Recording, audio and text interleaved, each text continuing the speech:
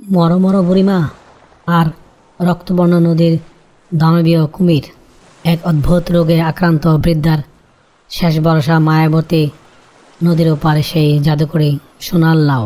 কিন্তু পথে উৎপেতে আছে ক্ষুধার্ত বাঘ আর ধূর্ত শিয়াল। বুড়িমা কি ফিরতে পারবে নাকি বনেই শেষ হবে তার অন্তিম যাত্রা? হ্যালো প্রিয় বন্ধুরা, আজকের গল্পের নাম লাউ গুর গুর। গ্রামের নাম নীল পদ্মপুর। সেখানে এক দয়ালু বৃদ্ধা থাকতেন।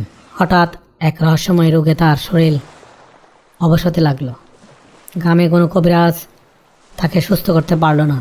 বৃদ্ধা যখন প্রায় বাছা বাছা ছেড়ে দিয়েছে, তখন তার উঠানে উদয় হলো এক তেজস্বী সন্ন্যাসী। সন্ন্যাসী বললেন, মা, তোমার এই রোগ কোনো সাধারণ রোগ না। এর ওষুধ কেবল ওই গভীর বনের পাশে মায়াবতী নদীর ওপারে এক গোপন বাগানে লুকিয়ে আছে। সেই বাগানে একটি বিশেষ লাউ আছে, যার নাম স্বর্ণলাউ।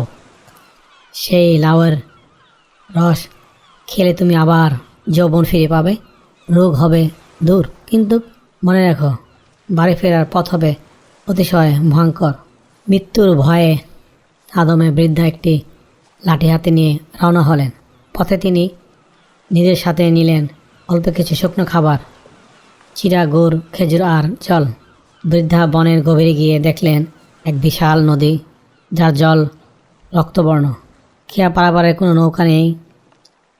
হঠাৎ জলার ভিতর থেকে ভেসে আসলো এক দানবীয় কুমির।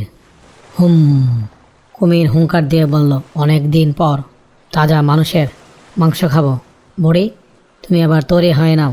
বৃদ্ধা বুড়ি কাঁপতে কাঁপতে বললেন, ওরে বাছা কুমির, আমি তো মরণাপন্ন। এই রোগা হাড়গোড় খেয়ে তোমার পেট ভরবে না, বরং আমাকে ওপারে যেতে দাও। আমি ওই স্বর্ণলাউ খেয়ে আসি, তখন আমার গায়ে অনেক রক্ত মাংস হবে। ফেরার সময় তুমি আমাকে এক গ্রাসে বেশ আরাম করে খেয়ে নিস। কুমির আর লোভ সামলাতে পারল না। সে নিজের পিঠে চড়িয়ে বৃদ্ধাকে ওপারে পৌঁছে দিল। নদীর ওপারে এক অদ্ভুত বাগান। সেখানে গাছের পাতাগুলো রূপালি আর লাউগুলো সোনালি মতো চকচকে। বৃদ্ধা সেই বাগানের পাহারাদার পঙ্খিরাজ ঘোড়াদের শান্ত করে একটি বিশেষ স্বর্ণলাউ পেরে নিলেন। লাউটির নাম হলো লাউ গুড়গুড়। বৃদ্ধা লাউটি খাওয়ার সাথে সাথে অনুভব করলেন তার শরীরে নতুন শক্তি ফিরে আসছে। তিনি আবার সোজা হয়ে দাঁড়ালেন। তখন বৃদ্ধা ভাবলেন যে, কিন্তু সমস্যা হলো, ফেরার সময় তো ওই হিংস্র প্রাণী তাকে কোনোভাবে ছাড়বে না। বৃদ্ধা এক বিশাল লাউয়ের খোল তৈরি করে তার ভিতরে ঢুকিয়ে পড়লেন।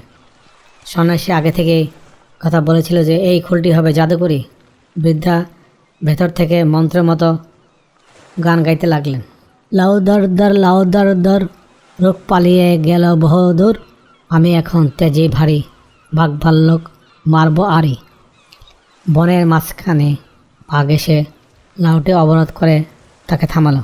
লাউয়ের ভেতর থেকে গম্ভীর এবং তেজস্বী গান শুনে বাঘ চমকে গেল। বাঘ ভাবল এটা হয়তো কোনো নতুন দানব। বৃদ্ধা খোলসের ভেতর থেকে লাঠি দিয়ে বাঘের নাকে খোঁচা দিল। বাঘ ভয়ে লেজ গুটিয়ে দৌড়ে পালালো। সর্বশেষে নদীর পাড়ে এসে বুড়ি পড়লেন সেই ধূত শিয়ালের মুখে। শিয়াল ছিল খুবই চালাক। সে বুঝতে পারল লাউয়ের ভিতরে বুড়ি আছে। শিয়াল বলল, বুড়িমা, বের হয়ে আসো, আমি জানি তুমি মোটা হয়ে ফিরছ। বুড়ি ভেতর থেকে বললেন, আরে শিয়াল পণ্ডিত, তোমার জন্য তো আমি ওই নদী থেকে হিরে জহরত নিয়ে এসেছি, কিন্তু সেগুলো তো লাউয়ের ভেতরে আটকা পড়েছে। তুমি তোমার লেজটা ওই ফুটো দিয়ে ঢুকাও, তবে হিরেগুলো পেঁচিয়ে বাইর থেকে নিতে পারবে। লোভী শিয়াল তার লেজ লাউয়ের ফুটা দিয়ে ঢুকায় মাত্রই বৃদ্ধার ভেতর থেকে শক্ত করে লেজ ধরে ফেললেন এবং জোরে চিৎকার দিলেন। সে চিৎকার শুনে নদীর ওপার থেকে কুমির ভাবল শিকার চলে গেছে। শিয়াল ভয় এবং ব্যথায় চিৎকার করতে করতে বনের দিকে দৌড়ে পালালো। বৃদ্ধা লাউয়ের খোলে ঘুরিয়ে ঘুরিয়ে নিরাপদে নিজের গ্রামে ফিরে এলো। সন্ন্যাসী হাসি মুখে তাকে আশীর্বাদ করলেন। গ্রামের মানুষজন অবাক হয়ে দেখল অসুস্থ বৃদ্ধা এখন এক শক্তিশালী নারীতে পরিণত হয়েছে। সেই থেকে নীলপদ্মপুর গ্রামে সাহসী হওয়ার গল্প হিসাবে লাউ গুরগুর এর কথা সবাই মনে রাখে। হ্যালো প্রিয় বন্ধুরা, আজকের গল্পটি কেমন লাগলো কমেন্টের মাধ্যমে নিচে জানিয়ে আবার দেখাবেন কোন গল্পে। Thank you for watching. Please subscribe.